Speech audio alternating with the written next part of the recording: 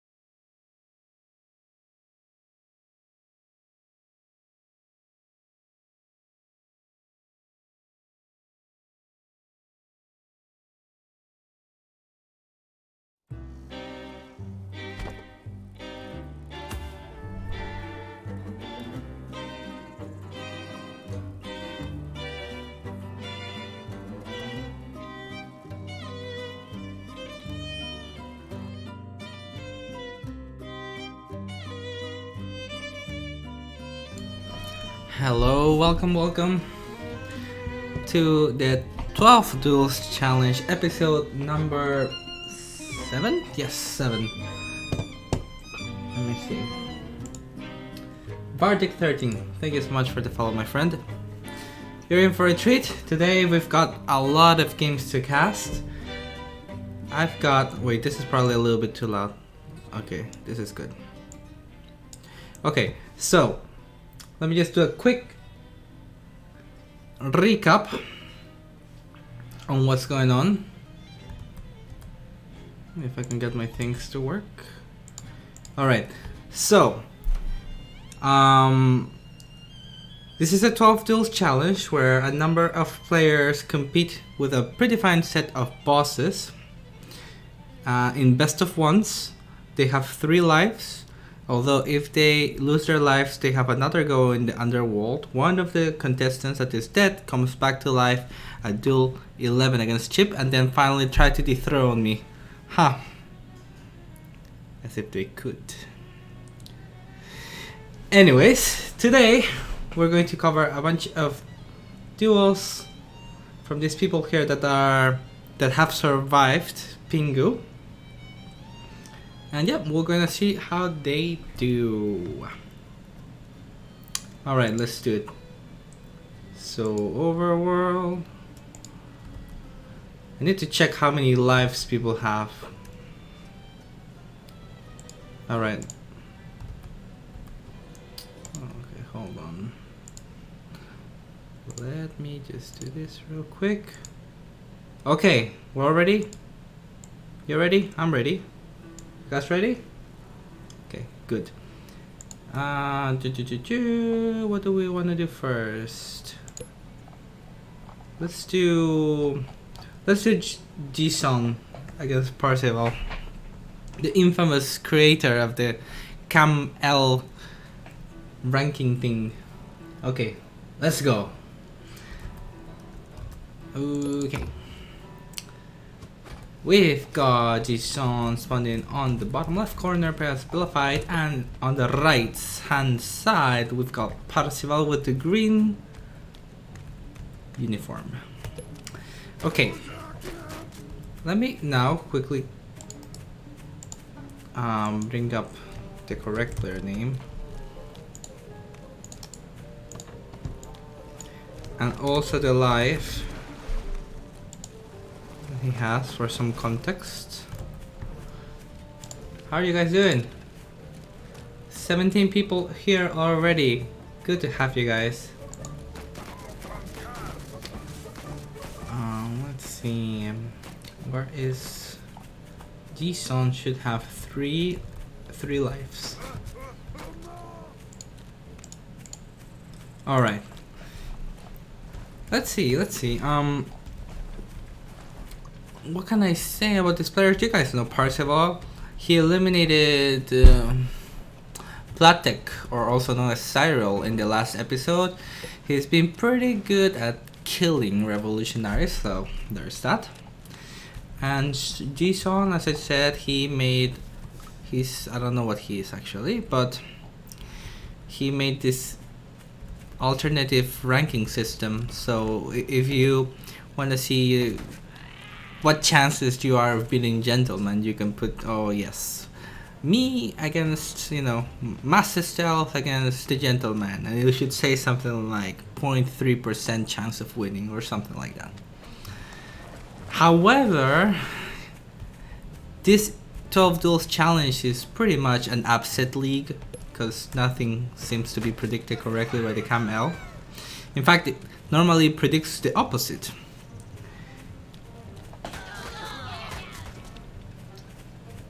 Let's see. A gentleman says, short resistance, 1 base game, calling it. Well, Parzival doesn't have an expand, so... although he could grab... no, he can't do anything. He could grab this base here at the top, but he would need a lot of lizards to defend it.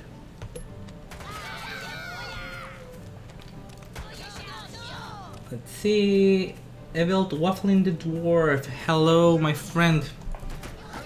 I haven't seen your name much around this part, so everyone say hi to him.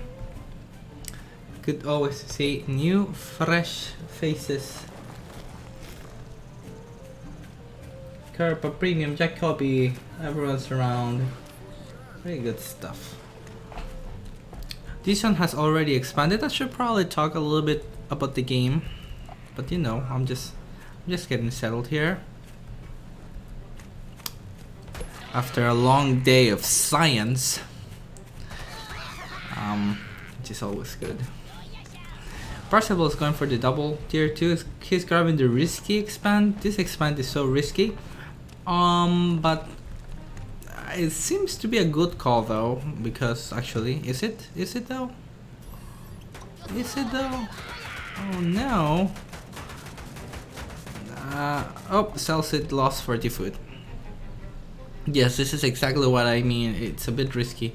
But honestly, you could just fight him, right? Because he has a bigger army. I don't know why he's so scared. Jison's going to slowly eke out this economic advantage. Okay, so with that mill being cancelled, Parzival is in a really bad spot because he's pretty much forced to all in this. And he takes a pretty good initial engagement. Probably should have waited. Oh, actually, never mind. He gets crushed. What am I even saying? That was like, oh, look at that. I was like, yeah, he's doing good. No, he's not doing good, guys. He's dead. Yeah, that's a big problem. The thing is, like, he invested in a lot of tier 2 warrants, but he didn't have any tier 2s. He had like 2 chameleons and 1 falcon or something. So he had 50% of his tier 2 capacity. That's a mistake that a lot of new players do. It's like, I have invested all of my food in army, so now I have a bigger army than them. But actually you don't, because your tier 2 is not out on the field, because they take forever to produce. So he had invested the food, but he didn't have the units. And now he's going to be very dead. Jison will advance. And do we have Jison's next game? We don't have Jison's next game. So we just know that he advanced to face off against Anzu in Duel 3. Well, good for him. Let's do Haru. Alright. On the right hand side we've got Parzival Bio, and on the top we've got Haru. Which is, I think Haru is the good arrow, you know, unlike Kolaru, who is the not so good arrow. But we still both them, love them both. So, yes, yes. Oh, wait a second. It's Kolaru's the one that did the Cam L League, not Jison, right? Oops. Yes.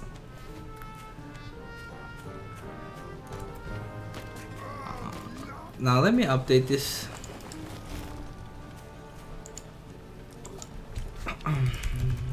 Cool. I don't know. Okay, good. Haru. There. And then I don't know how many lives he has. Let me check real quick. He has 3 lives. So anything weird? Anything? Any rushes? 8 farm into mill. It's not risky at all because it's such a safe mill, although he sells it. I think it was completely safe to keep that, but it's okay. Now let me catch up with the chat, as you guys have been going at it. Science, says Premium. That's right. There's nothing like science. Look up every morning. Just thinking about it, you know.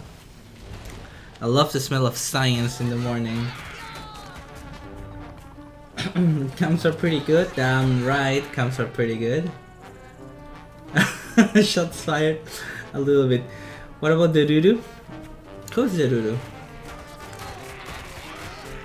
Is it the ugly Aru? So we have the good, the bad, and the ugly Arus.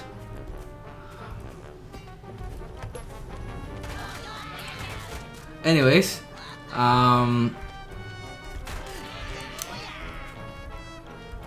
some engagement happened here which I missed, but that's fine.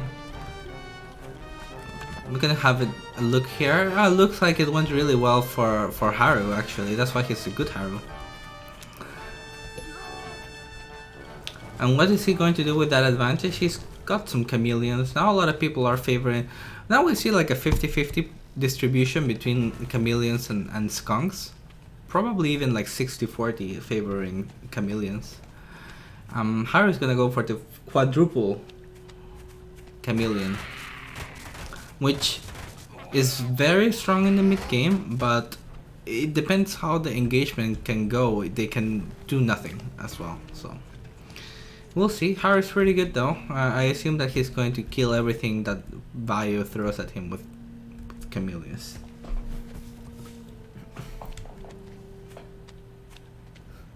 Keep the language.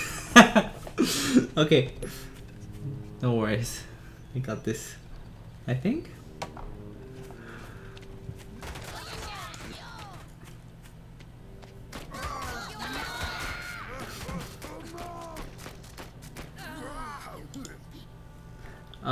Tanner PR, hello, welcome friend. Are the VODs of this tournament being saved on Twitch or YouTube? That's a very good question. I could upload the episodes that I do to my YouTube, but then you have to look into the channels of Big Pipintosh and Delphius. Everything is on Twitch. Here we go with the big engagement now. Skunks put a lot of gas in the wrong place, and the chameleons completely demolish everything. So this is exactly... Oh, wait a second. Oh, this chameleon is getting kited. Oh, lives. Nice pullback from Parzival Bio. Now there's two chameleons, so twice the fun. It's going waka waka all over this tier 1 and dies at the end for his trespasses. And these pigeons are doing so much work. It's actually crazy. But now here comes the double chameleon reinforcements from Haru, who has already taken down running out of breath there, sorry. It's already taken down one of the pigs and has a 2-pig advantage. Turns out that three chameleons are better than one. And yes. It's just like a massive advantage in army, and I think Parzival did everything wrong in that fight. Anyways, Haru advances. Do we have any more Haru games? No, we don't. Okay. Next game, we are gonna get Jacoby against Parzival, who I believe only has 2 lives.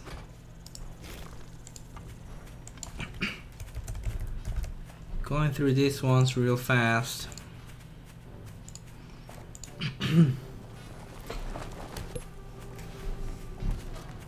Cast faster, me like a soccer commentator. I can't speak English very fast. Okay, sorry. I tried. I can speak Spanish okay fast, but when I speak English, it's like, oh yes, I think that, I believe here, I assume action, a squirrel died, and you know, wish I could rap a little bit better, but what happens is that I end up biting my tongue or something. It's just, I can't speak English too fast. I'll try, okay, I'll try. I'm going to try speak English a little bit faster this game. It'll probably come out like just a slurry of words. Why is my Discord just sounded like, I thought that it should be muted. I'm gonna mute it now. Oh, sorry about that. Because it should have put me in streamer mode. It didn't. Okay, so I'm gonna go ahead and say, I'm going to elaborate a little bit more on why I think Parzival did everything wrong in the last fight. The main problem was that the skunks were throwing gas to the chameleons. So what you have to do, so there are 2 big mistakes, right? The first one was that you just have to, because skunk gas is useless in chameleons, it's just useless. what you have to do is you just have to focus fire the squirrels with your skunks, and that way he would have probably won that fight. He had a very high chance of winning the fight with better micro. Ooh, look at that, takes one. Ooh, can he take two? Ooh, nicely done, Jacoby. And the other big problem, the other big mistake that Parzival did was that he didn't focus down the pigeons. So if you get a position you're defending, right? And somebody's coming at you with a big flock of pigeons, you focus the pigeon. Guys, focus down the pigeons. I don't understand why people are trying to kill that one squirrel that gets healed by 8 pigeons and never dies. Focus down the pigeons. They've got 4 health. You just like kill them so fast, and it's just way better investment of your DPS. So those were the 2 big mistakes I saw from Parzival Vio last game. Jacoby has killed 2 squirrels, as we know. I haven't introduced much Jacoby, I guess. He's the former... Oh, can he get this? Wait a second. Nice concave coming from Jacoby. This conch shit's really late, but the concave really makes up for it. And here you go. Kill those. Do you see how quick those pigeons die? Oof. Good stuff from Jacoby. Takes a brilliant fight. Actually, just a little bit better. It's like 20% more efficient.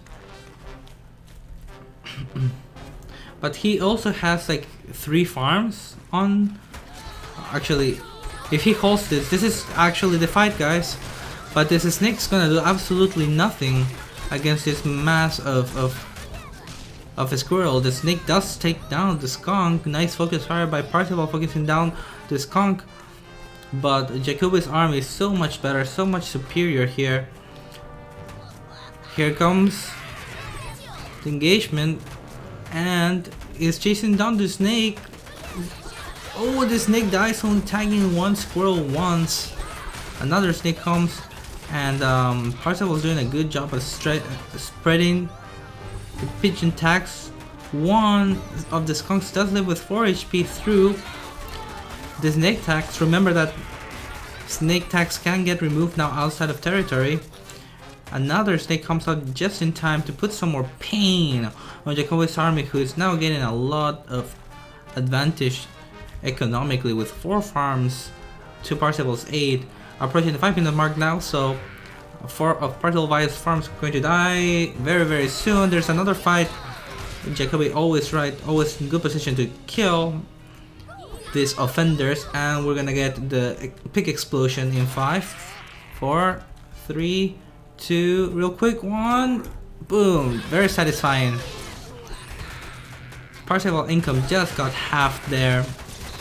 The snake is squashed. There's just too much squirrels, too much Jacoby, and too little Parzival. Wow, brilliant commentating. Jacoby takes it. So I didn't even get to talk much about Jacoby. He was the former boss. So Jacoby was the former boss of Parzival. Actually, I got that wrong. Never mind. Parzival wasn't on the gang of 5, but still, Jacoby used to be a duelist, and now he turned to the dark side. He turned to the revolution. We'll see how far he goes. The rebels come. Okay, Jacoby takes it. We're gonna go... Parsifal. Okay, we'll do Lego against Parsifal. Lego man, I think he has 3 lives. 3 lives. He's facing off against Parsifal with the unusual 5th farm. Just update this real quick. What's his name? Lego. Alright, we've got... Okay, this is a good time. I guess I don't know much about Lego Man. He's been in the scene for quite some time. I should probably know more about him. But I don't. But I know that he's a pretty solid player. He's quite active as well. But I don't think he has any big tournaments under his belt. come in here to try and make something happen, switch the scales and lead the revolution into a new age in season 4. But can he do it? We don't know. Let me catch up on the chat now.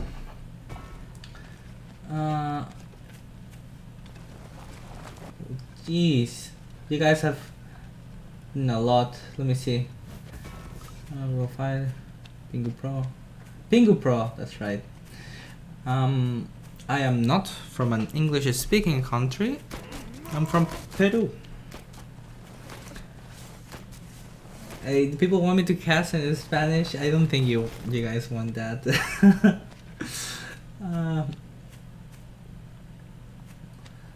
Yeah, no problems. I'll try to explain.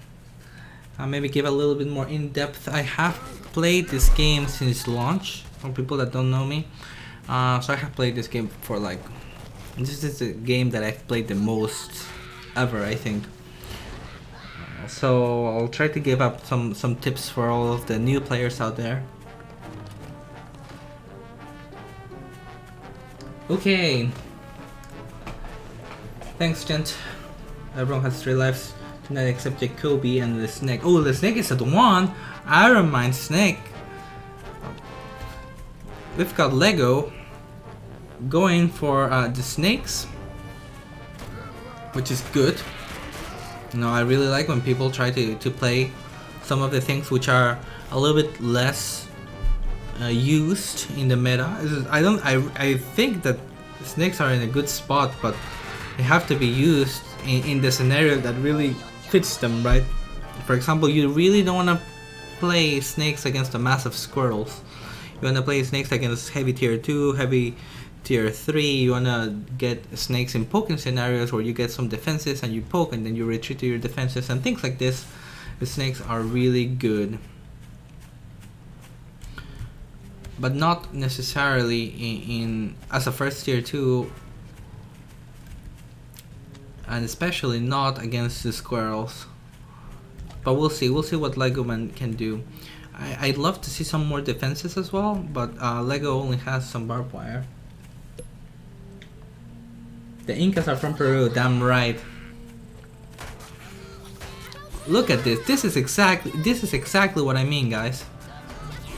I don't know if you could. There we go. That's 2 squirrels for free. You want to get. This is how you get value from the snakes. Look at this. Oh my god. Okay, 3 tags, not bad. Another tag there. Getting value, guys. That's exactly what you need to do. That's Lego Man. The snake's kind of derpy now, but they already did a lot of damage. And I think he can just come in here. You don't need to cross this. What a perfect, masterful execution coming from Lego Man. This is so good. I think that's game, guys. I think it was the snakes. The snakes broke Parzival here with a brilliant execution by Lego Man. This was an amazing show of how you want to use the snakes. Easy game for Lego Man and Parzival, frankly, a little bit too greedy for his own good. Good play. You can see here that the army values were actually pretty close, but what happens is like from this point here, the 3 minute 30, the snakes start getting value. You see, takes down these 2 squirrels, takes down another squirrel, and eventually the difference in armies gets so large that Lego can just engage. Plus, the chameleons were absolutely terrible in this fight because they had no way to engage them because they fought over terrain. So this is another case where, you know, snakes and falcons beat chameleons by a lot. Anyways, excellent by Lego. Moves on to duel number 3 against Anzu. Okay, we've got another one. I think that, you know, let's do skeleton. Oh, we got Parzival here too. Let's do Parzival. Yes, because we just talked about this snake with only 1 life. Let's see, we've got Parzival here in the north, or Parzival. That sounds like Russian, like, oh, здрасте. Меня зовут Parzival. That's some Russian. And on the left side, we've got Lord and Savior Snake running his snakes as they should. So, how are you guys doing? Pretty good. My advisor, when I was doing my PhD, he was from Ukraine, so he would go to my little lab, to my hood, and he would say, so, how's your life? You know, it's in a thick Ukrainian Slavish accent. Okay, let me now update this. I'm not gonna give him the advantage of this Lord and Savior nonsense. He's down to 1 life. If he's really the Lord and Savior, then he only needs 1 life, right? Let's see. My anticipation, my prediction is that Snake's gonna, Percival's gonna win, but let's see. I don't like these pretentious names that Snake put himself. But you know, to each his own, to each his own.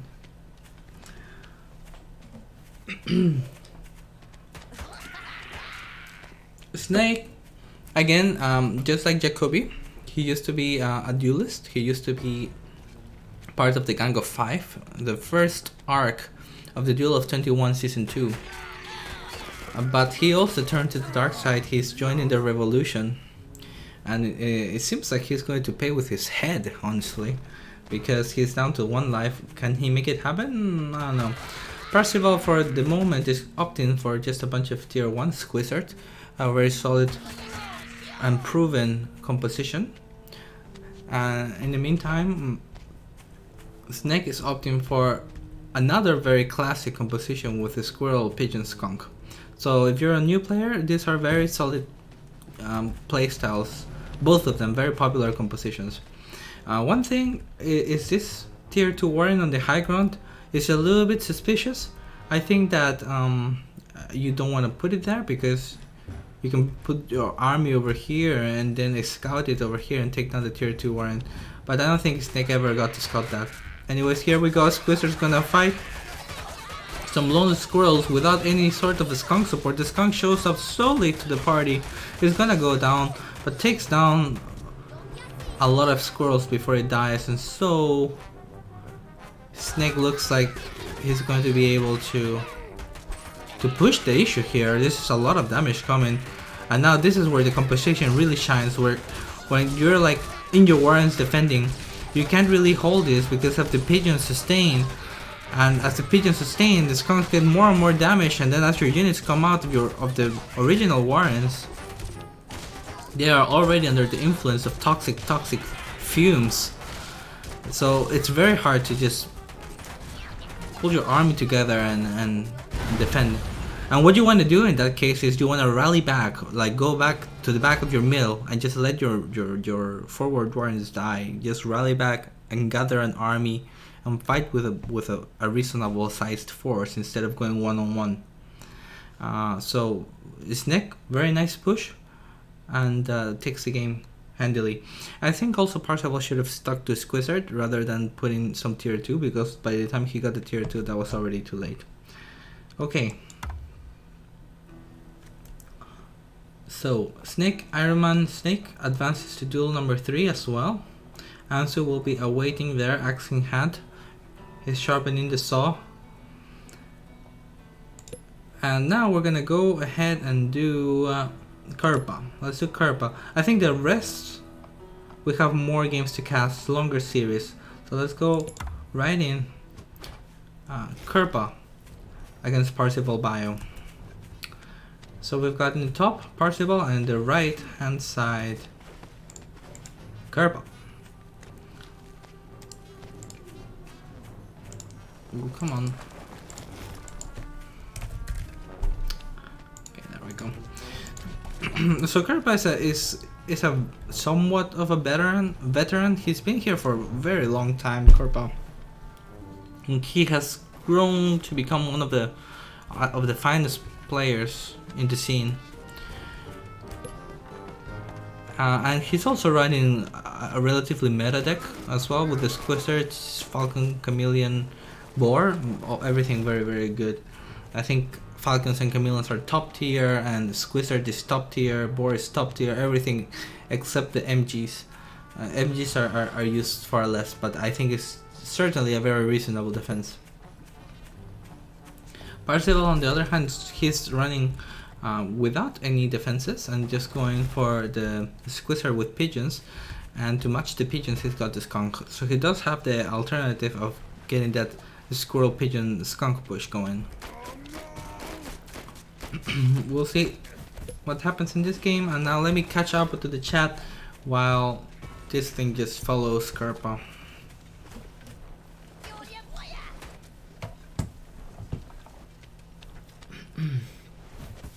I gotta be better at reading up the chat. Like last time I streamed, I was so focused on the game and didn't read the chat like much.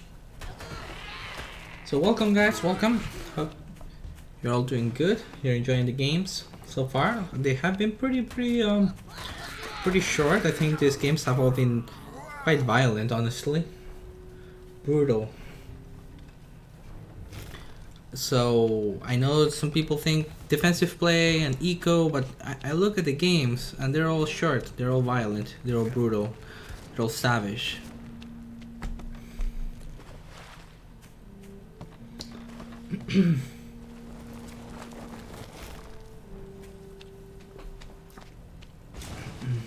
A lot of Gang of 5 turncoats this season, exactly. I can't trust anyone now.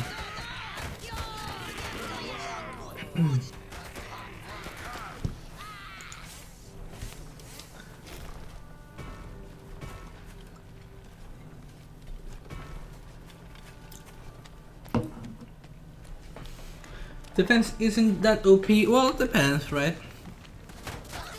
MG, I think, is definitely a little bit underwhelming, but certainly useful. Mines are pretty good. I like the... So if you look at some previous episodes, you see some players have been using mines. He's gonna sell and put a tier 3. Watch this. He's gonna sell that and put a tier 3. I don't believe this. Okay, never mind. I'm wrong. Some people have been using mines very well in combination with ferret. So ferret mines, quite a popular option. Especially because of the prevalence of chameleons. Like mines really wreck chameleons. Unless you use chameleons just to clear up the mines, but if the chameleon explodes on mines right before a fight happens, they really destroy them. What else? We have balloons. Balloons are always, they're still used, they're pretty good. Barbed wire, we saw, who was it? 2 games ago? Somebody used them. Lego used barbed wire, though they did nothing. Barbed wire is, again, it's good. It's just, it's probably the best defense in terms of the value that it gives, and it has the best potential. It's just kind of map dependent. It would be pretty cool if wait a second, what's going on? So these chameleons are being rallied here to probably snipe that mill. This is a nice little thing. Oh, but if Parzival was paying attention, he saw the splash. If he was paying attention, he would have seen the splash in the water, revealing the... Because even though chameleons are invisible, you still see those effects in the water. They should just... Okay, snipes that. I think he could have gotten more out of it. I think he could have killed 2 pigs. But it's fine. I mean, no harm in just not risking your very valuable chameleons. And if you look at this Karpa very aggressively echoing this game, I think this is exactly the right call too, because Parzival has basically a lot of tier 1 and Karpa has 4 chameleons, so chameleons are exceptional against tier 1. And such a huge flock of lizards as well, they're gonna do. So I really like the composition that Karpa is building. He just needs to remember to bring the chameleons to the front. And he's rallying everything. The skunks are still not shooting. One skunk derps in the middle. some shots were sent off, but the Squizzard is just so efficient. They... Wow, that was brutal. I'm telling you, these games. Alright. Rip that falcon that was out of its nest. And I was doing that, it was a drunk falcon. And this push is just gonna do it. Kerpa with the perfect composition against Parzival. Decimation. Destruction. Look at that. Oof. This is what I mean. It looks like even for the value, but not really. That was brutal. One of the most, probably the most one-sided fight we've seen today. Okay, so Kerp advances, which is what would be expected. That was Kerpa, right? I think it was Kerpa. Kerpa won that, right? I'm pretty sure Kerpa won that. I'm gonna check this real quick. Yeah, Kerpa won that. Okay. So now Kerp advances to duel 3 against Anzu. In the bottom, we've got Kerpa. And the north side, gonna get scouted right now. There we go. Anzu playing as a QM, the quartermaster leading the KSR. Alright. So yeah, you guys have seen that Kerpa is a pretty big Falcon fan, even though he didn't use Falcons last game. He's rocking the same deck, but he's a pretty big fan of big Falcon masses for the mid-late game. Look at this, the 5-farm squirrel, sneaky, but Anzu gets to scout it, and probably Kerpa is going to sell. He keeps it. Now this is interesting because I'm pretty sure that this is squirrel is not gonna do anything. Now, 2 squirrels, yes, 2 squirrels do kill a pig, but Anzu already has a squirrel, boop, spawned, so this is gonna be in vain, this is gonna be thwarted, this is not gonna work. And I think Kerpa realizes and pulls back. Very wisely done. Wisely done. Oh, that's not the right expression, but you guys get it. It was a good call. And that means that Kerpa is gonna be slightly behind economically. It's not a big deal though. He's just like a little bit of... If you do the math, actually it's not that bad. Kerpa is just a little bit behind. In fact, it doesn't even look like he's behind. No, he's a little bit. He's like 10 foot behind, guys. That's it. So you guys could do... I really wholly recommend that you guys just, you know, play some 5-farm openers, some 6-farm openers, and mix it up, because if it works, you get a big upside, right? It's like, if it doesn't work, you just farm up, and then what, you're behind like 10 to 20 food if you do it right.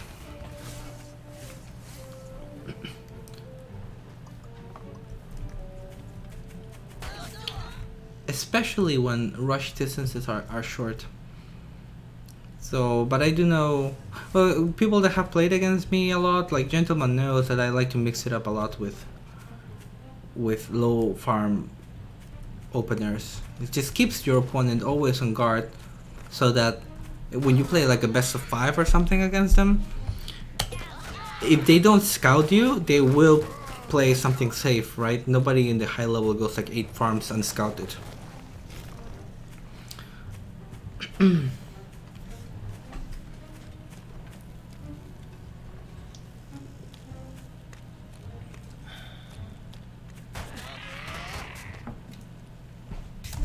Here we go with the push. It's a classic skunk push. This time, however, without any... Here it comes the chameleons. Oh, the chameleons are so good. I was saying that this time the skunks fought without any patient support. They got crushed. Huh. I guess... Yeah, they kinda got crushed. Did he even get a pick or anything? No, he didn't get anything. Damn. Feels bad, man. This is fair because Karpa went for very little tier 1, honestly. So skunks kinda suck when you only have 6. Enemy only has 6 squirrels.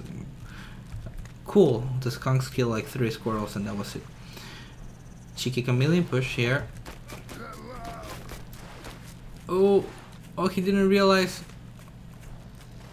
Does he know? He knows. Pulls back. Ansu's coming out with some snakes, which I think they are going to do great. Kerba puts on the boar warren just now. But I think the snakes... This is the position where you want to get the snakes, right? When Kerba has very little tier 1 and he has 2 falcons, 2 chameleons, right? So he has 50% invested in tier 1, 50% invested in tier 2. So this is exactly where... Did I do it right? Yes. Yes. Yes. This is exactly where the snakes would shine. Ansu here, this is, by the way, he's not really thinking about fighting this. He's just showing his army. This is a very common strategy in high level play. It's like, did you think that Kerpa was gonna fight this? He would never thought about fighting that. He just is like, oh look, I have a big army. Look at me. You'd be scared, you know? I got nothing here, I'm not hiding anything. But really, he actually has a boar. And he just wants to show off like he's attacking to make the other person think that he's attacking and therefore is not doing anything greedy like getting a tier 3 or farming up. And it completely worked because Ansu has no idea. And he doesn't even suspect it. He just sees a bunch of units now. It's like, okay, the board's gonna hit him and he won't even know. So that being said, I think that Ansu can actually hold off the boar if he like pre-spreads his units out, because he does have the 2 snakes. I think that he can, if he like, if everything comes from one side, then no, but if he brings his lizards to the right and the chameleons to the front and the snakes tag the board, definitely can make this work. Okay, nice gas coming from the skunks. That skunk gas was absolutely beautiful. There's some nice spread here of the units. I think the board is gonna go down. It does. But the falcons survive. So this is gonna make it a little bit harder to repel. 2 picks go down. Maybe 3. Nope, only 2 picks go down. Probably this reinforcement scans. Oh wow. Yes, he indeed gets repelled. And now there is a wolf on the way. Beautiful defense. He had a smaller army and still managed to hold it up. This is exactly what I was talking about. You see? Look at this.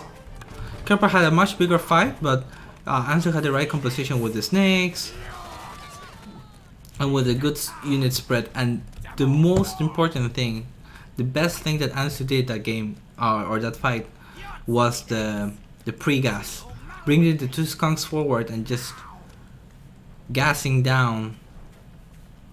Oh, this is brilliant too. There you go. Comes here through the unprotected side. Where are the skunks? Okay. Wow. Okay, he's gonna lose everything. Never mind. Man, never mind. That just sucks.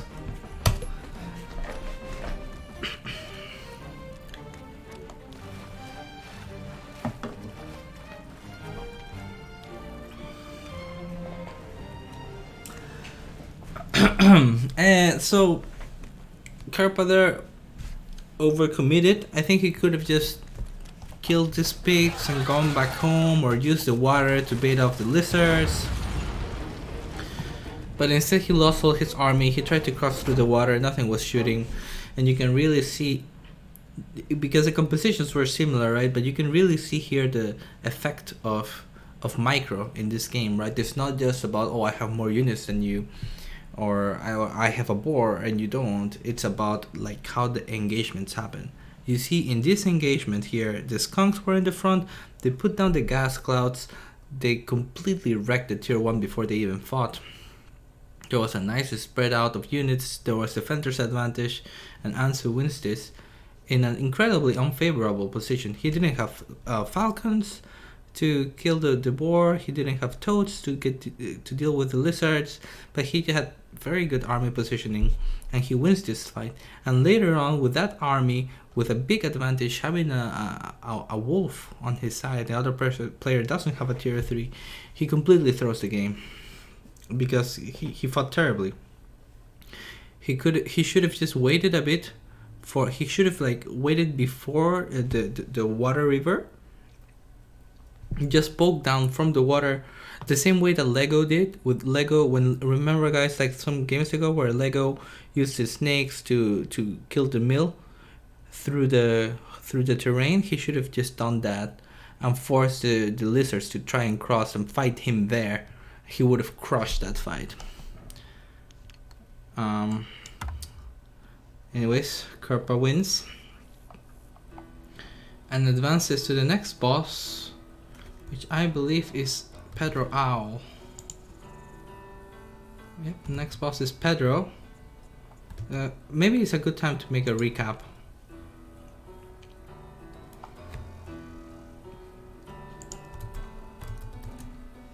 Okay, so some people are dead here. Everyone advanced, I think. Everyone advanced. So he advanced. Jacobi advanced. Dison advanced. Haru advanced. Snake advanced. And Kerpa advanced Ansu, now beats Ansu and advanced to Pedro. I think this is correct. Yeah. And so you see his text box is Pedro, and after Pedro goes Gapney. Okay, so let's see how he does. Oh, I have Kerpa? What am I doing wrong, guys? I'm doing something wrong. No, you didn't miss the skeleton game. I did put it. I'm clearly drunk. Somebody got it right. Okay, so Kerpa just beat Ansu, and so he's gonna fight against Pedro. Send me a DM, gent, if there's something really wrong right now. Kerpa against Owl. Game 1, let's go.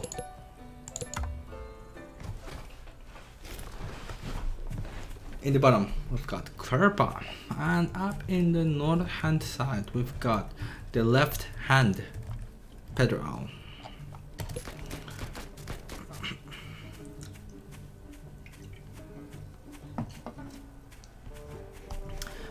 Pedro is Jacobi in disguise this game. He's running Jacobi's deck with Badger. Actually, I think Jacobi ran Chameleons. But you know, Pedro normally plays eco games and runs Owls. And this game he's running Badger, which is unusual for Pedro. He never runs Badger. So. Interesting, him spicing it up, sells. He sells in response to Kerpa's 5-farm opener, and this is what I mean. Ooh, I think this squirrel's just gonna die.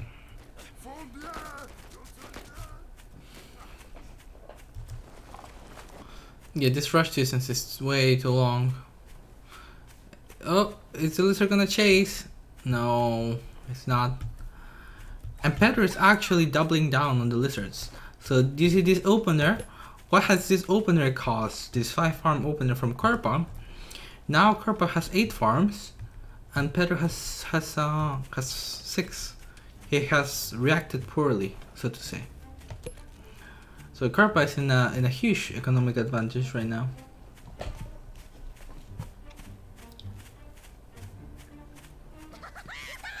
People are catching up to it. Yes, Owl's not playing. Pedro is not playing with Owls. No way. Bad Pedro. I told him countless times. No lizards in the early game. Yeah, I give some advice too. But... Hey, what do you mean no lizards in the early game? I love lizards in the early game.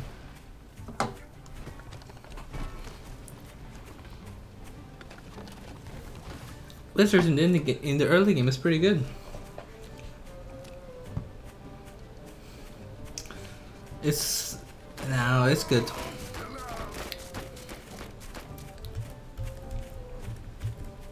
Especially good when you have MGs to fall back on. Okay, Pedros is still going for economic openers. I don't think... Have we had a game, guys, with 3 bases? I mean, we've had games with 3 bases, but not more than 16 farms. Right?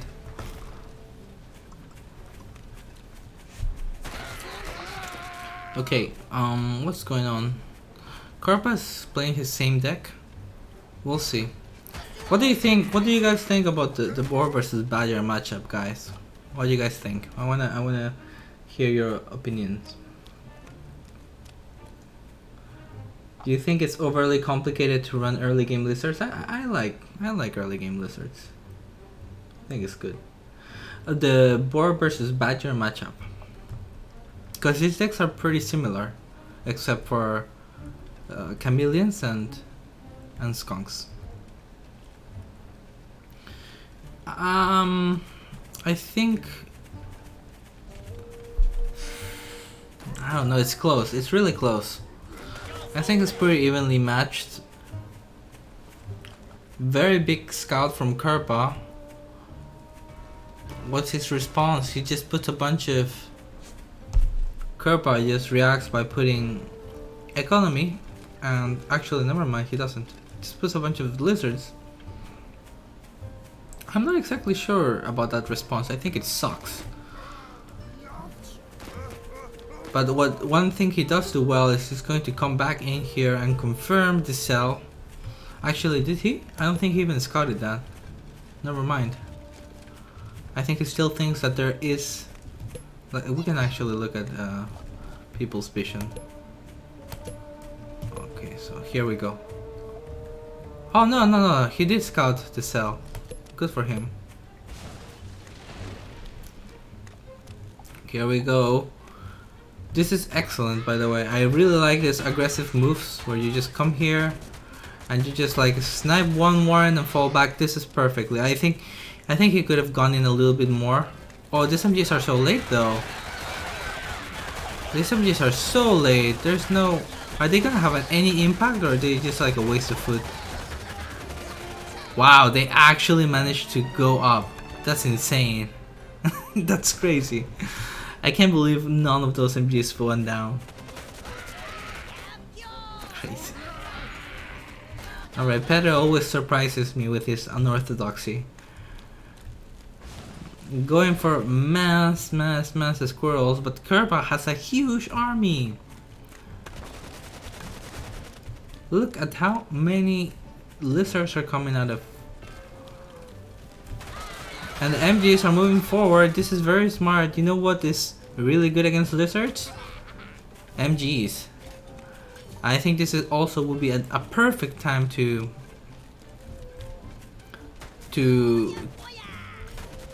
oh no. Unfortunate. Anyways, this would be a really good time to get a badger. This is the time where you get a badger. Come on. Pedro, get the badger. This MG over here seems risky as well. There you go, okay. Oh my god, badger. This would be so good for a badger. And a boar, I suppose. Oh no! In the game of MG Chicken, Pedro loses his patience, therefore loses all of his army. Like, Pedro tried to bait Kerpa, but he ended up baiting himself. And this MG is going to die. Oh no, it's a free MG. That was a terrible choice. Like his. You know what you could do right now? Well, this is a standoff, right? Nothing's gonna happen here. Well, except this MG, which was free for some time. But and this is. Oh my god, words are just not coming out. I'm drunk. Words are not coming out. I'll just let this guy play. Too much science for the day.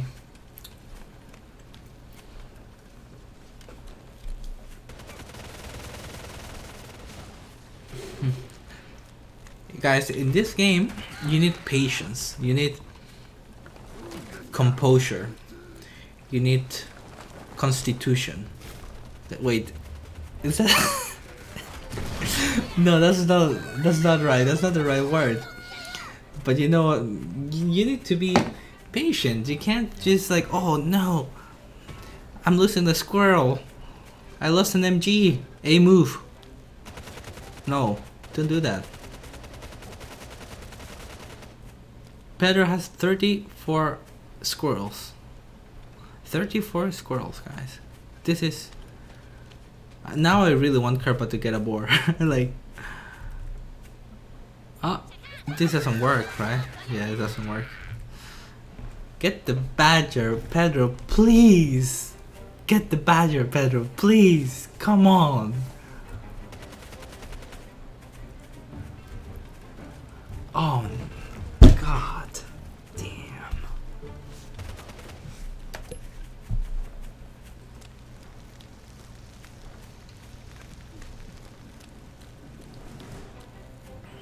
Can't this game.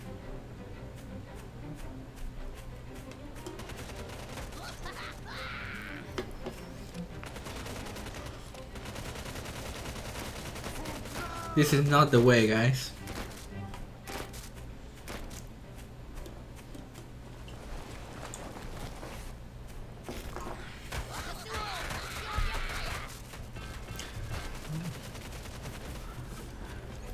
Like, once Karpa gets this... Oh my god.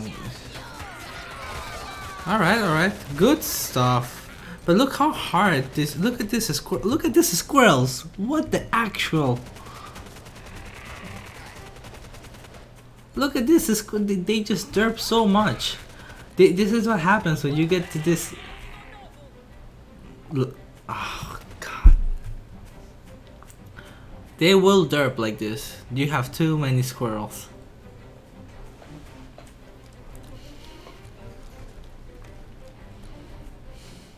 Look at this squirrel. Oh. Okay, yes, Scarpa's getting a boar. Well, rip. I think this is GG, guys. Well, since I don't think there's any fight that's gonna happen for some time, I'm going to advance this just a bit.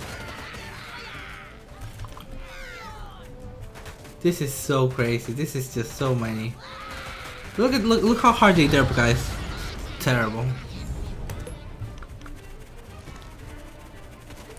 Let's just wait until the boar comes out. Any second now. And then it's gonna be the saddest Pedro. Okay. But you know what? It is going to be very satisfying. Here we go.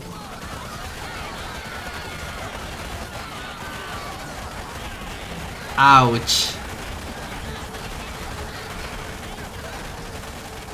Ouch. Ouch. Ouch. Ouch. Rip.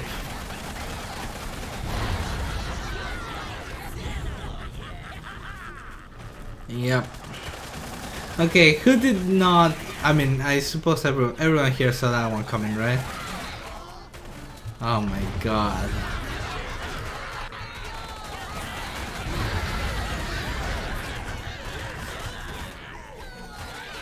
Oh.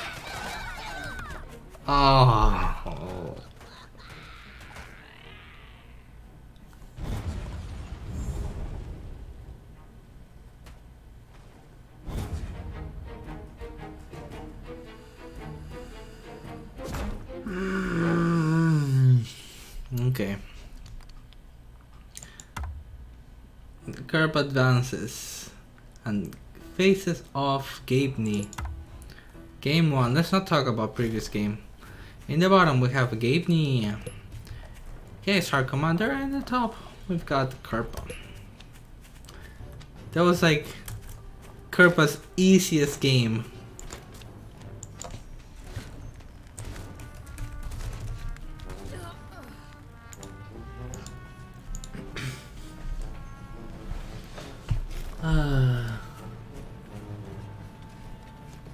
Better believe that's my mistake, that's why he lost.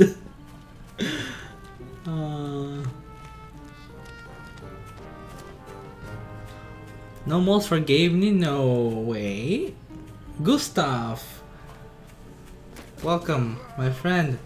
Yeah, Gabney really liked those moles against you, know? But this time, Gabney is not running moles. That is a bit odd. Oh, he's going 8 farms. Wait, what's going on?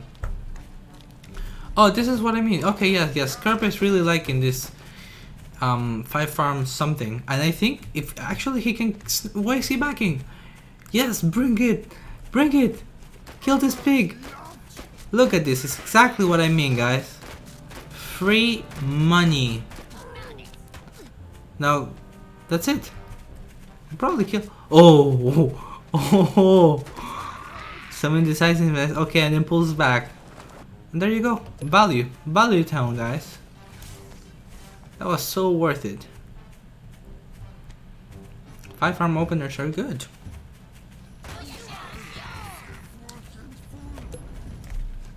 Yeah, alt placement for the MG. I think he just thought it was lizards. MG was misplaced for sure. You're supposed to put the MG on that corner in the north of the building peak and then you're safe, but good for Kerpa that forces these mistakes, right? TNT kind of like StarCraft is a game where whoever makes the most mistakes loses, right?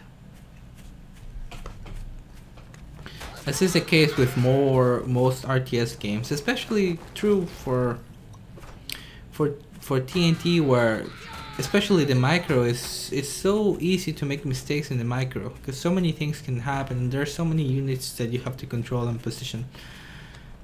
When it gets to the really highest level of play, it comes down, a lot of the things come down to proper use and micro, which is why Chip was like so dominant for such a long period of his illustrious TNT career. And then he turned 9 and he had to go to school.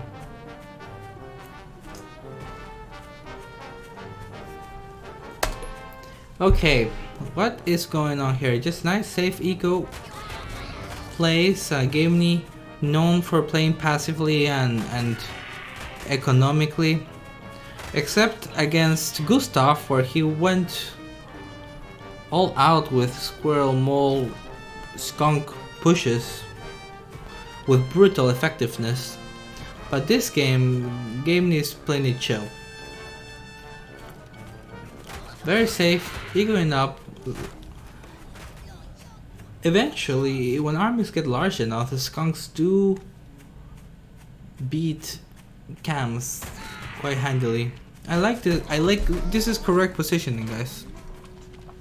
This is correct positioning of these chameleons right in the front. Spotting.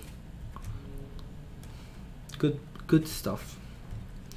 Okay, so Falcon's gonna come here and the high ground, probably snipe down one. Nope. Gabney is there, paying attention.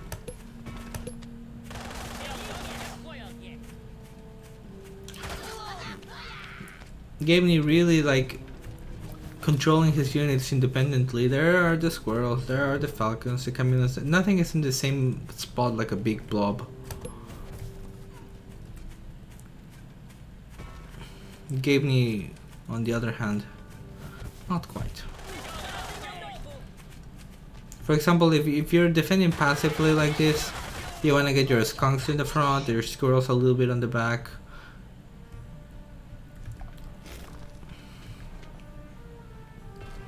So Kerpa kind of Oh wow, this is an interesting MG. This is a good MG because this high ground is very easy to hold. And wait, there's no way he goes in, right? Wait, he's gonna go in?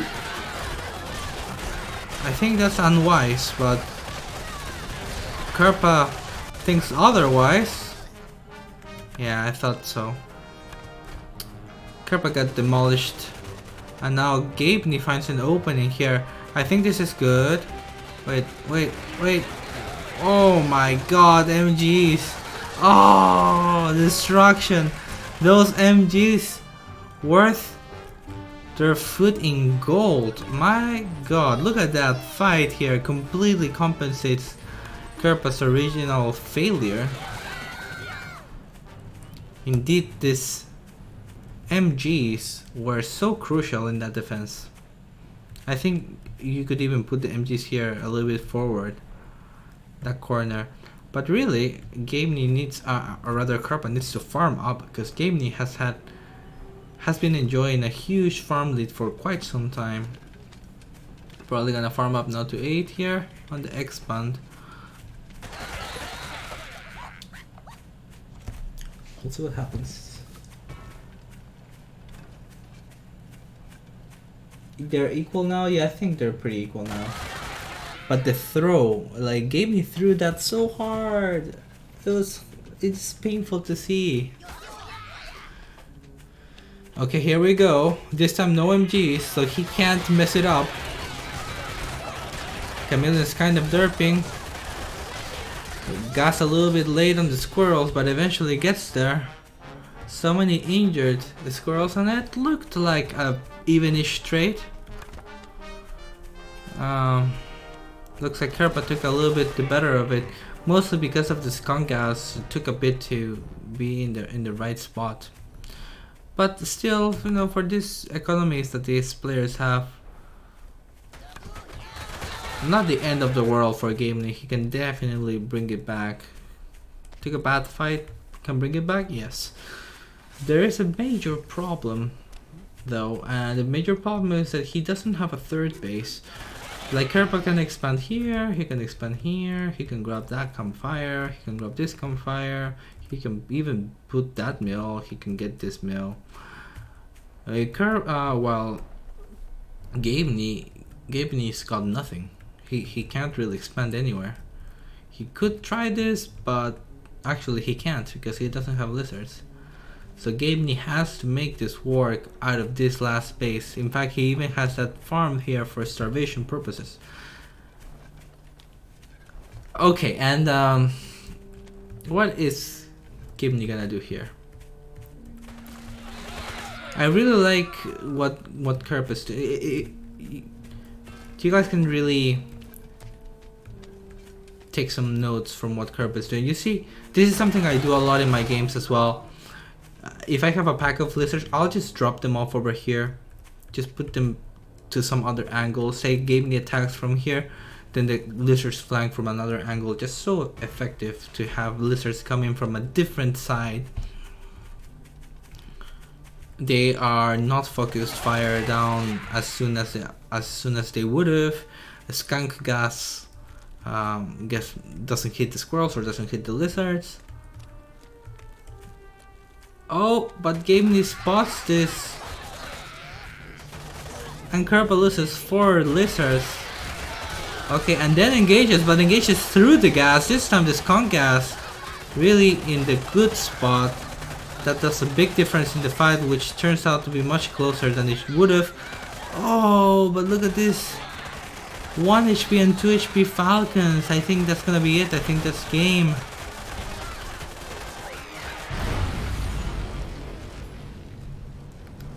Oh. Yes, well, this was a composition issue, I think, because the fight went as well as it could have for Kerpa. But you have, if you're fighting something like chameleons and lizards in the open, then that's not good for you. But what choice did he have? Not really, nothing really at that point, because he didn't have a third base. Unlucky. Kerp advances to the next duel. Okay, now we're gonna do The child. We're gonna do the child against Parzival. Alright, spawning in the bottom. Players will fight. It is Chip from the child. And here on the left we've got Parzival Bio. Alright, let me update this real quick. Oops. And I think Jen said that the child had 3 lives, so let's just look at this. This map is quite interesting, except for this mill over here, but this mill is equally safe. This is like as fair as it gets, actually. This is a very even map with long distance, so we're gonna see some sort of late game play. By the way, I think that I didn't really like the deck that Gabeney had last game against Karpa. I think he should have stuck with the moles, because with the moles you can really wreck the lizards and the chameleons as well. Without those, it gets a bit tricky.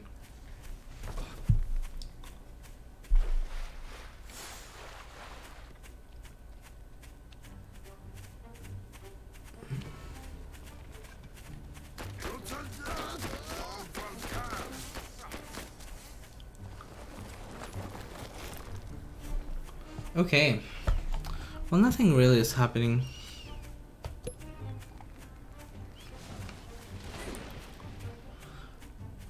The child is running quadruple tier 1, then a chameleon, then a boar.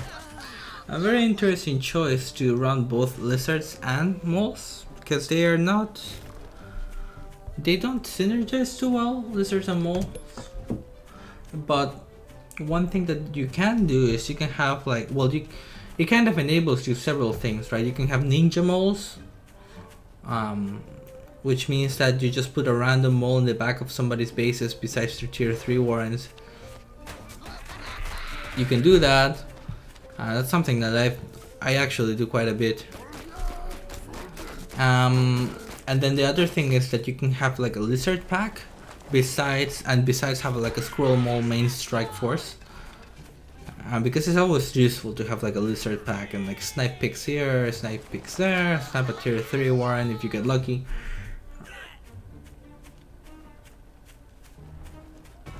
But this seems like a map you would just get 8 farms. Like if I'm playing the child or Sparsival, I get 8 farms ASAP, because it's so difficult to push.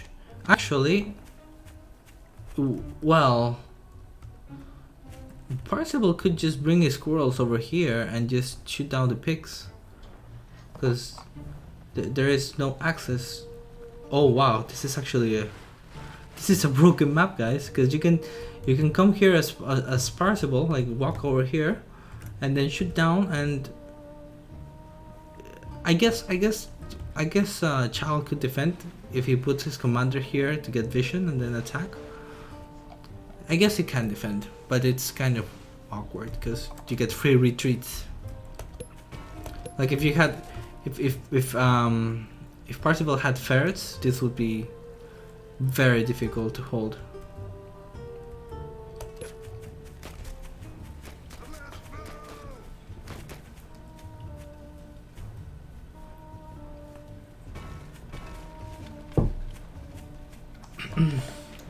Only one pig is in range. That is true. Only one pig would be in range. Actually, two, maybe this one as well. But if you have ferrets, then yeah, oof, then it gets awkward. What about the other one? What about the other? We haven't seen any ferrets. Look at this space, right? You can bring your units over here and also shoot here if you had ferrets. I like ferrets. Ferrets are my favorite tier 2. Anyways, to more important things, the child is about to get his boar out and Parzival Bio is supply blocked. So the board out is going to attack just now. If he attacks just now, I think the board hits before Parsifal's board is out. Just barely too. Okay. Oh god, this board's slow. Move it. Alright, board's coming up. Come on, no time to waste. Because Parsifal's board is almost done. It's so close. And here we go. The board is starting to do some damage, starting to shield. The Parsifal's regretting having his board supply block. The chameleons tried to get on top of the war, but they just vanish. And now Parsifal's board shows up a little bit too late to the party. In fact, it's gonna go down. Somebody killed this mill, finally gets down. And this push is unstoppable. Okay. The child advances handily. And this was mostly because Parsifal was supply blocked, actually. Don't get supply block, guys. Supply block is pretty bad. Advances against Anzu. In the bottom we've got the child, and in the right hand side we've got Anzu. So I casted also episode number 6. If you are curious about that, you can check out my Twitch VOD. Should be up there. I could put them to my YouTube channel as well if there's a lot of demand for that. I could do that, no problem. You guys let me know.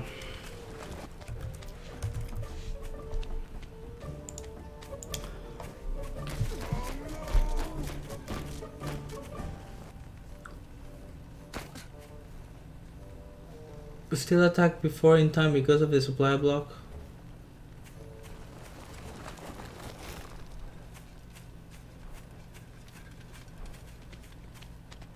I think it was the supply block actually. I think if Parsifal hadn't gone supply block, the board would have been out in time, but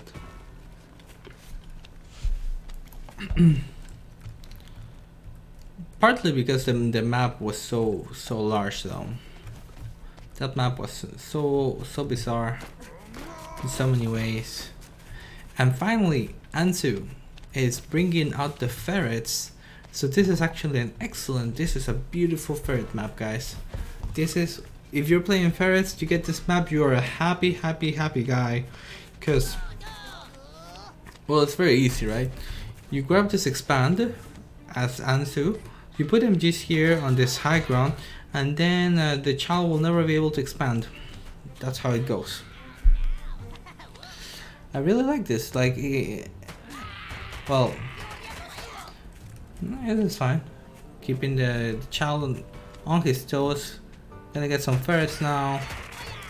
Good call. Here, get the expand, get the MGs, and that's pretty much that.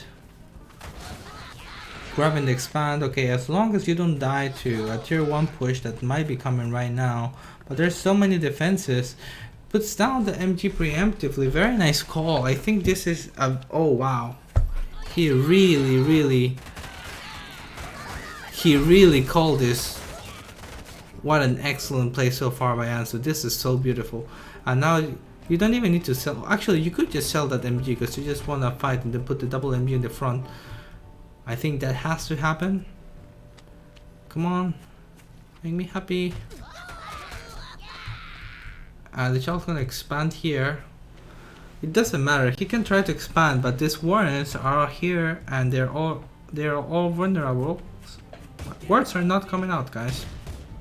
Vulnerable. Okay, you can try to dance, but as these MGs start being put here on the front, come on. What's going on? Pigeons? Pigeons? Oh, you don't need pigeons, man. You need MGs. You need MGs.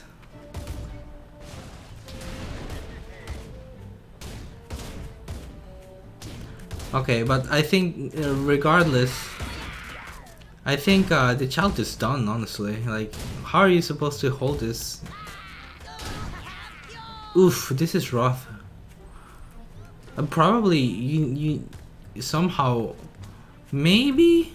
Would you slowly relocate? Actually, okay, I know. I have a plan. As a child, you build the warrens here on this on the back of your base. You sell the warrens that are in the front, and then you farm up over there, and then you don't have to deal with this third nonsense, right? Because you can't hold this. This is just insane.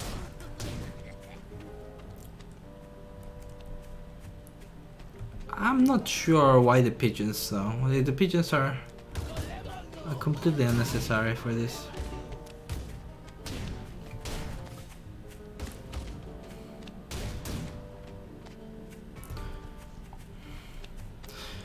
One thing we haven't seen today as well are toads. Toads have completely disappeared. Kasha coming down. This game's no toads on side. It's a bit sad. Oh, nicely done. Very nicely done. So he saw what he did. What Ansi did is that he saw the child was coming in to scout.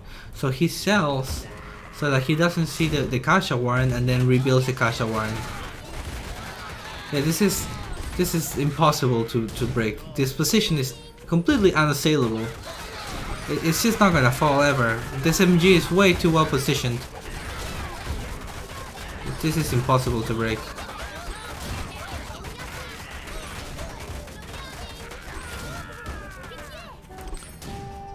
Yeah, but I really think you sell the pigeons though. Like, gotta sell the pigeons. Get the MGs down. Looks like this is enough probably. I'm thinking of breaking. Oh, gonna fight in the open? This is the one way that you actually lose. Oh my god. No way. Whoa. Oh no. Ansu. Ansu just threw this game. Oh my god. No. What a throw. He's still alive somehow. Just like, don't do this. Just like put MG some farms is what you need. You're gonna completely throw this way. With the next wave, he's gonna get so punished. Okay, well, not terribly. This is a terrible idea, child. You gotta go back. Turn around. This is not what you want to do. Somehow, it's working though. Okay. Yeah. Rip. Look at these pigeons. Ah, this ferret's gonna be picked off. Ferret's gonna be picked off. What a throw, man. This was the oh.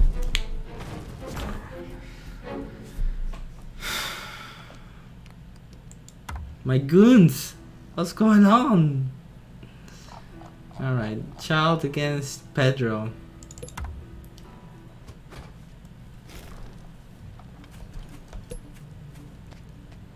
And then people say, oh, that ferrets are weak. Ferrets wrecked in that game. They just completely wrecked the child. Like, come on, man.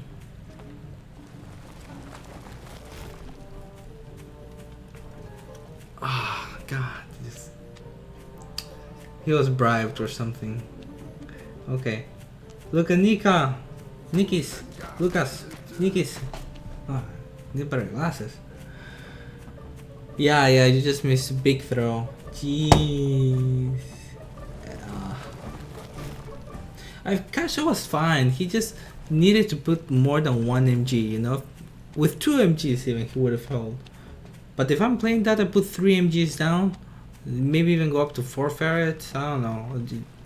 Don't need that. 2 ferrets is fine, but the MGs there on the high ground. Then just get rid of the pigeons. You can get Kasha. That's fine. Get the Kasha if you want to. You don't need it, but.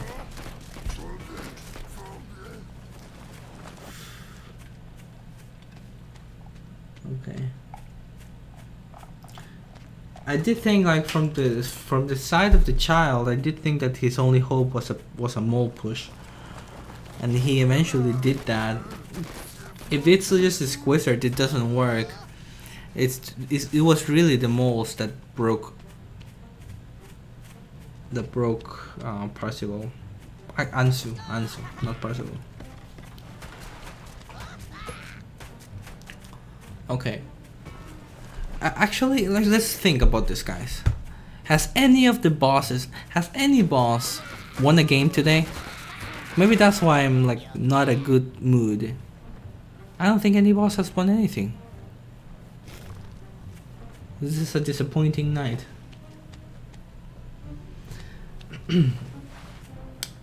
So anyways, on the south we've got the child, and in the north hand side, playing as Archimedes, we've got like, oh, I'm triggered by the way by this warm positioning. But anyways, Pedro is playing his regular standard deck, which thank God. I don't want to see what he did last time ever again. He's running skunks and he's running owls, so that's good. And the child is running this is one thing I do like about the child. He is running his style. You know, nobody runs this deck, okay? Nobody runs this Squizzard Pigeon Mole. Chameleon board. Nobody does that, okay? This is great. There was actually a time, like 50 million patches ago,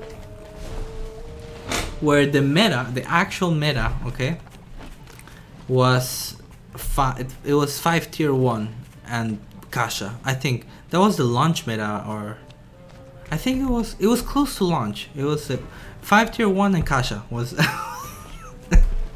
was the meta. Do you remember this, gentleman? Anyways, Pedro comes in and snipes. I love this kind of place. Like, you come in, you snipe it, you go out. Come in, you snipe it, don't overstay. That way, if they chase you, they chase into gas, right? There you go. Look at this is the way you do it. This is how you fight chameleons with the skunks. This is exactly how you fight chameleons with skunks. Ah, it was good until you engaged. It was all good until you engaged, but still, I think coming up on top kills 2 chameleons, but before, up until he could have kept kiting, but he didn't. Still, I think take this warren and go out. Perfect. Good stuff. Good stuff. Now it gets trickier because there are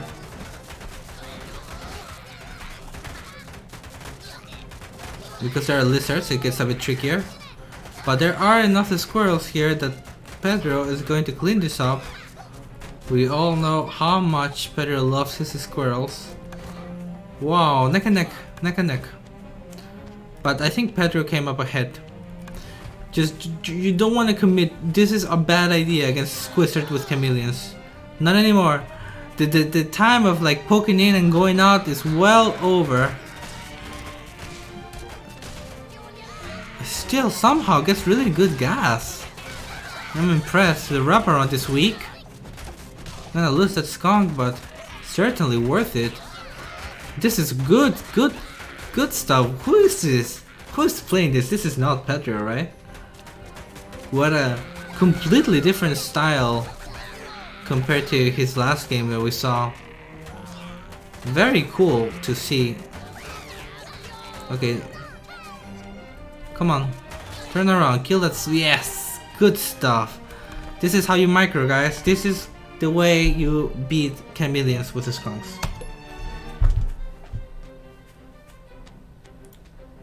This doesn't look like Pedro, by the way.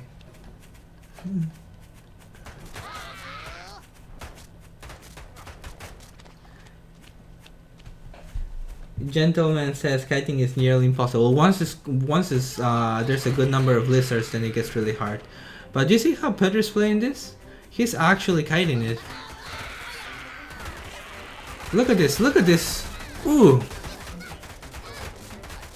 Oh my god, Pedro. Oh. You're so good, Pedro. This is crazy. This is so crazy, man. The Pedro is playing so well.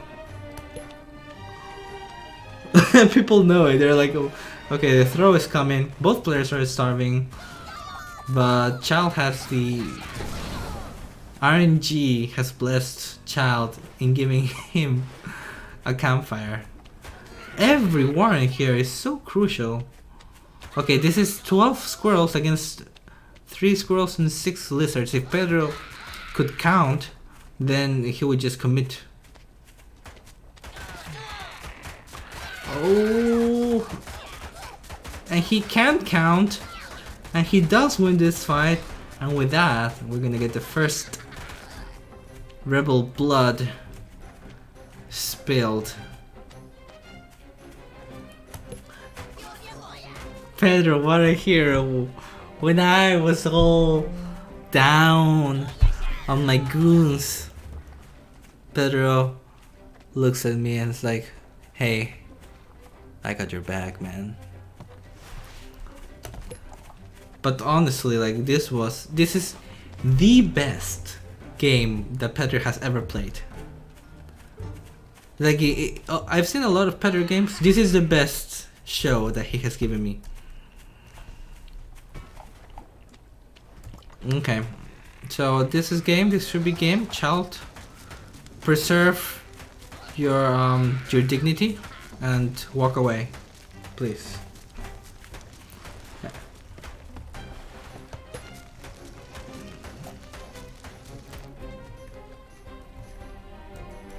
Huh.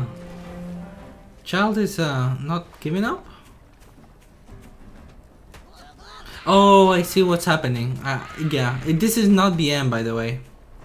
This is the Child. What's happening is, like, the Child thinks that possibly Pedro could be starving, and that because the Child reset his starvation timer with this, right? But he knows that there is a pig, so now he should just walk away. Okay, no, this is actually BM. Never mind. This is 100% BM.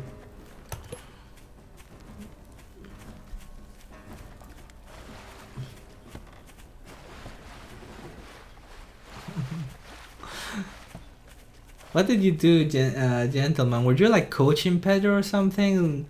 Because he put like sell the skunk, and he did sell the skunk. Yes, good thing that he sold the skunk. Selling the skunk was definitely the right play against the Squissery comp.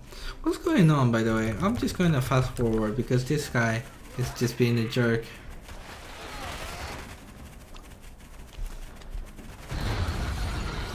Okay. Yes, I finally get to do it. Boop.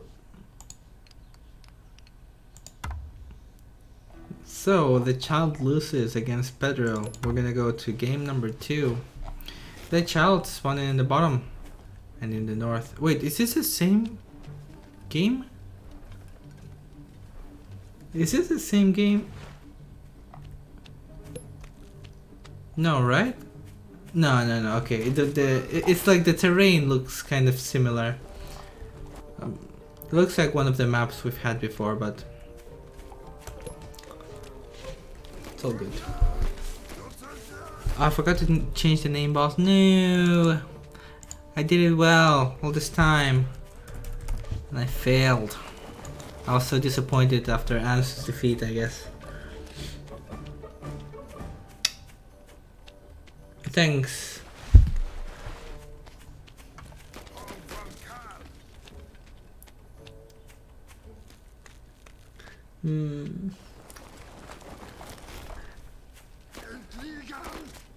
That game was so I'm pretty hyped, by the way, but that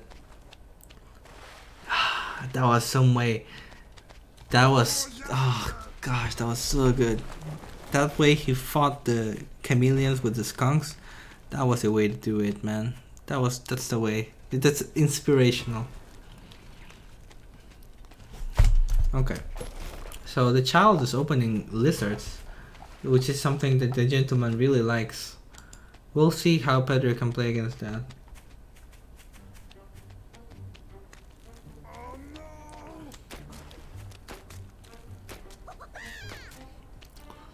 So, by the way, so if you're a new player, okay, one thing that's bad about opening with lizards is that it's really hard to get a tier 2. So say, oh look at, oh, but he is there, Pedro's too damn good.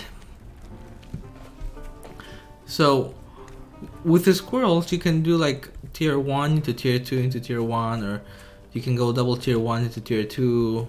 Of course, Pedro's just gonna go for 40 squirrels, but I'm just saying that you can get a tier 2, right?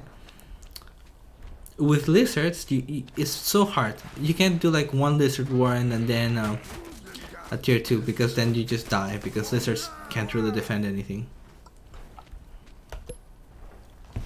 So, if you're opening lizards, you're pretty much stuck to squizzard or like lizard or lizard toad, or if you have a lot of defenses, then you can slowly take up.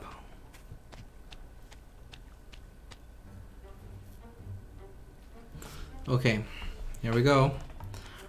Okay, we've got squizzard against lizards, but but terrible micro from child. His lizards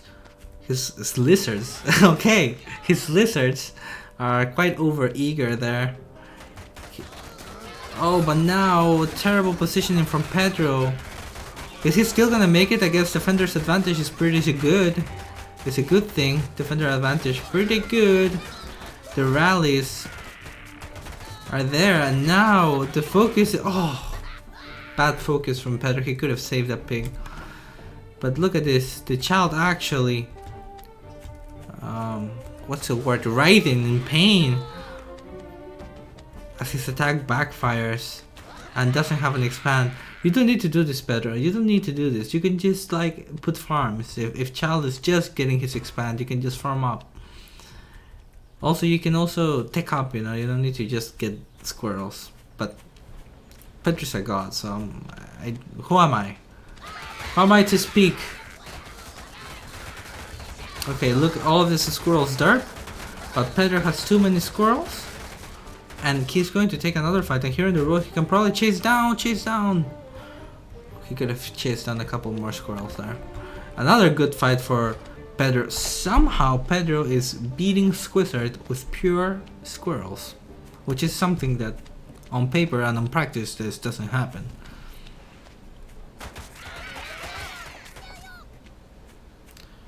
But Pedro's too strong. Pedro's too good. Pedro is playing like it's a good day for Pedro, no doubt. He's been practicing. He's been getting coaching lessons. He's done something.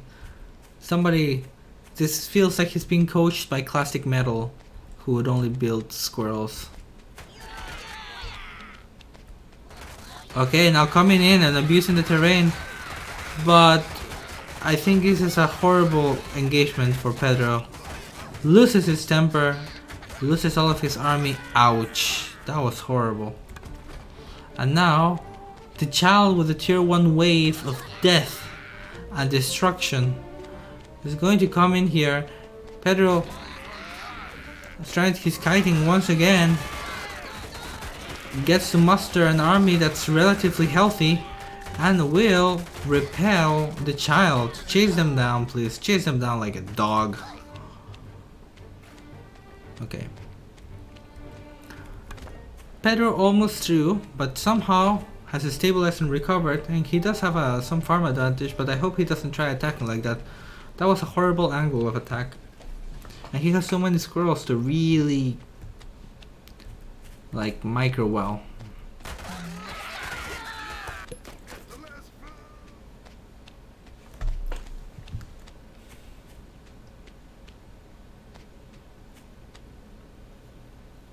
Okay, here we go. Now, a child is coming with a much smarter, healthier tier 1 composition made of 3 units so that they don't derp. I'll do it again. Look at this squirrels all derp. And yeah. And child takes it. And now I think this is gonna do a lot of damage. Kills one pig again and falls back. Ouch. Pedro, this is not good. I don't understand where he got the idea of only building squirrels. Was that you, gentlemen? Did you tell him to do that? This is a hero pig, by the way, finally goes down. But that pig, only because of that pig, I think that pig was... Okay, where is he getting this idea? Only squirrels. It's so bad. It's just so bad.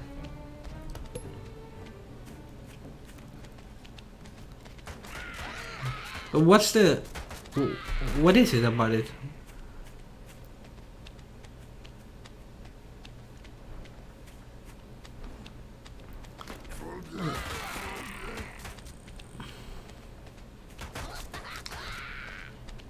Like, Pedro needs to sell his warrants. There's so many like rookie mistakes Pedro is doing, and it's tilting me a bit. Somehow though, objectively, Pedro is actually winning. He's got more units, he's got more food value, he's got more worth. But I feel like Pedro is going to attack and he's gonna lose his army. I think this is what's gonna happen. He should sell and farm up. Very easy. Sell and farm up. Okay, it looks like we have a standoff. I'm going to speed it up just a bit.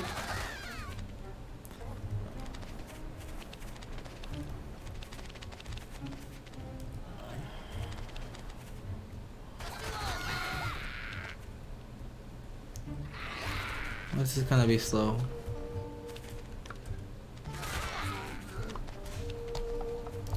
Okay, nothing really is gonna happen. Or is it? Oh! Oh no! What a disaster! Do we have malls? There's no malls, so actually I think Pedro wins this on defense. Unless all of his squirrels derp. Oh. Why did you go, squirrel?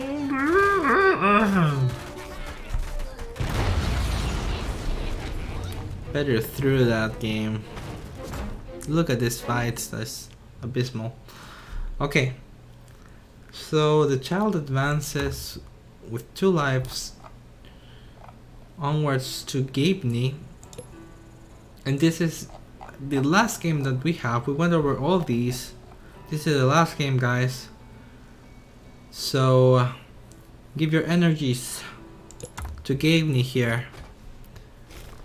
That's responding on the left. And he's facing off against this revolutionary who has shown that he's human, that he can bleed the child.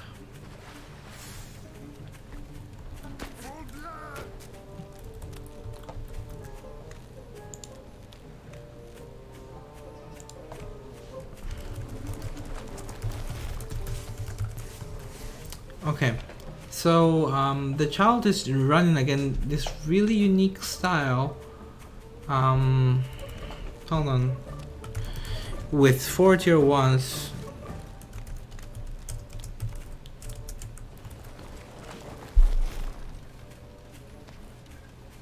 Was it? Did he have falcons though? I thought that he had chameleons. So I think there's an adjustment from the child now, running falcons and boar instead of chameleon. So I think that's a good adjustment. Definitely smart. I'm sorry, I get so excited when people say like, you know, there's this meta deck, but you know, the meta is just the meta. I can play to my strengths and come up with these decks. You know, this is how the pile deck originated. The pile is so good with the pile deck that he single-handedly like originated like this whole meta with the pile deck, right?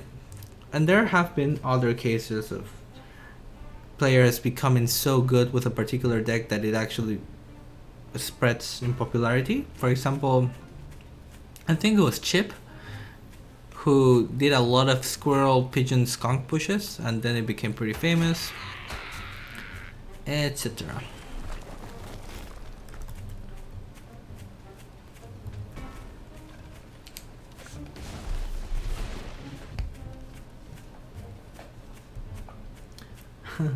and Pedro goes only squirrels. Yeah. Okay. We've got some early push here. I don't think this works in any country. But he's still going to push the issue here. Oh, get the tier 2 Warren. Can you do it? Oh, I think you can. Oh, so worth it. And get out. Oh, beautiful, beautiful. The child recognizing that, and this is the main advantage of when you put some moles, you can just focus down expensive tier 2 war, and that was such a good trade. Now Gavney is in trouble. He only has one skunk. And is it worth it to spend 120 food on skunk warren? I was sure that wasn't gonna work, but somehow Child made it, so that was impressive.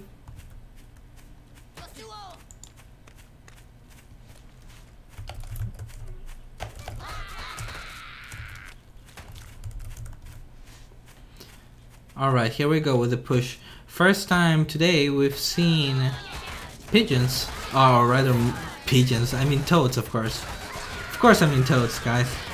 Oh, the toads blow up on 2 moles and do absolutely nothing. And this other toad blows and does absolutely nothing. So the toad did absolutely nothing, guys. That toad dies before it explodes. And now the push is coming, these moles. Once they get to your warrens, another toad that does nothing, by the way. That's it.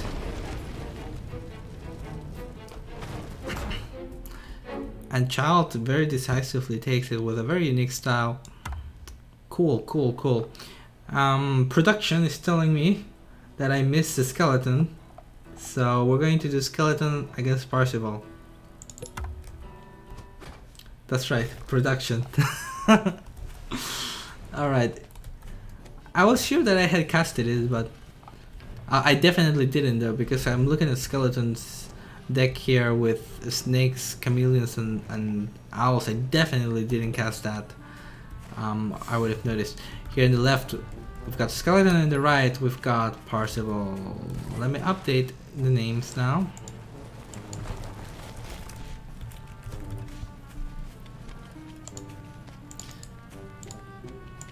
So maybe we do have, and hopefully we have 3 games. So I want to see some prospective revolutionary die.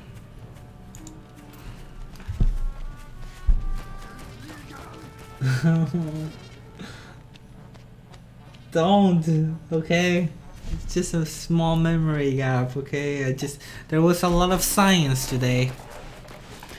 So my head hurts. So Skeleton's opening with lizards, which we already talked about a bit earlier. I think it's cool to open up with lizards, but it does limit you when it comes to taking up.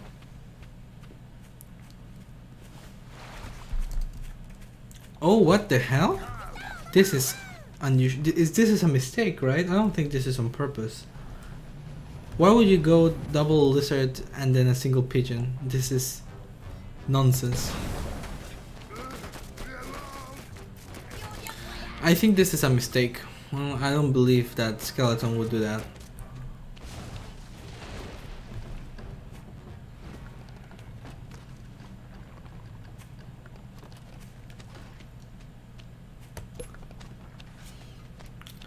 Well, no, he's not selling this, and he obviously he has a plan. Okay, so I mean, maybe there's something to it. It just looks so funny.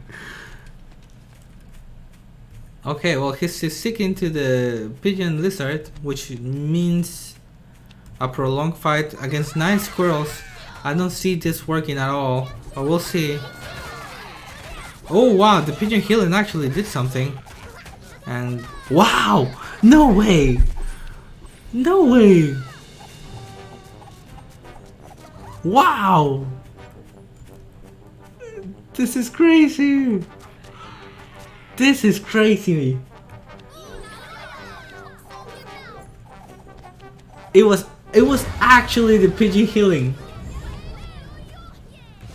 This is so like this is such high level micro to pull that off. He like intentionally took like one wave of shots and then pulled back, so then the pigeons did their first stack of healing and he didn't lose a single lizard, and then went back, then the pigeons did the second tag of healing, so they were like healing and then they just heal through the squirrel damage, and then they just heal through. It's like, look at that fight. The performance of them was even better than if you had gone like pure lizards. But it seems so hard to pull that off, and then attacks here in the back, snipes on the tier 2 warrior. This is like godlike gameplay from Skeleton. This is so crazy. I'm like, I just learned something new. Like, this is like on paper I would have like said there is no way this works, and then Skeleton proves me wrong. I guess even lizard pigeon is viable.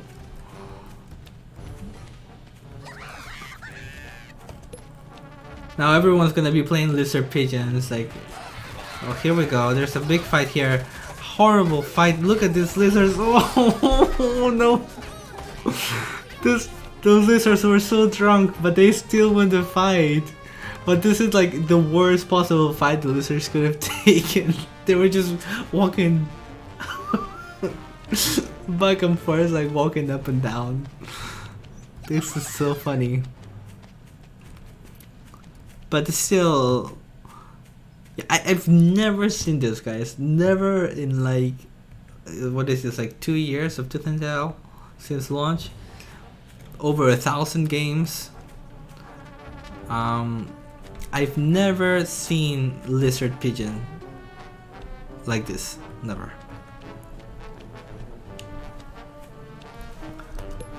Even Gentleman is also caught by surprise.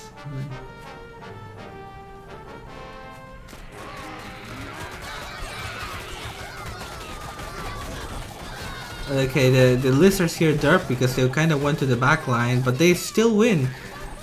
Lizard pigeon is too damn good.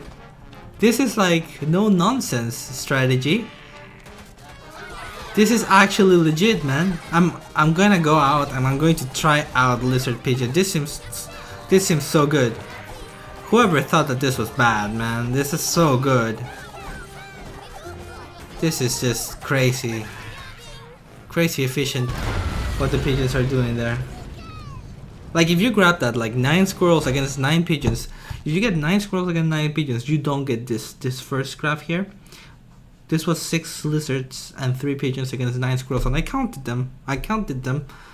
And if you go 9-9, you don't get this. This is crazy efficient. And then look at this fight again, like crazy. That was excellent. Okay, I think that's all the games I have today. Learn something new there. Lizard pigeon is apparently viable. I want to try out the child's deck with the quadruple tier 1 as well. That seems useful. And the other highlight for me of the night was Legoman's snake falcon push, and then other. So you can kind of, just to summarize, and then the other really cool micro thing I saw was Pedro Owl against against who? Pedro Owl against the Child, game 1. That was so good. That was so good. Like when he microed like his Squirrel Skunk against Squirrel Chameleon, excellent. Okay, so yeah, if you missed those, be sure to look back at the VOD that's gonna be here and check out those games. Thanks so much, guys, for watching. I don't know when is the next episode. Gentlemen, when's the next episode? Be sure to tune in for that one. I'm not gonna be able to cast that. I think in the schedule Friday. Friday we're gonna have the continuation at the same time. That's gonna be casted by Delphius. So he is very good caster, of course. Be sure to join him at Tooth and Tail TV for episode 8 of the 12 Duels Challenge. You all have a very good rest of the week, and I'll see you all in the chat on Friday. Have a good one.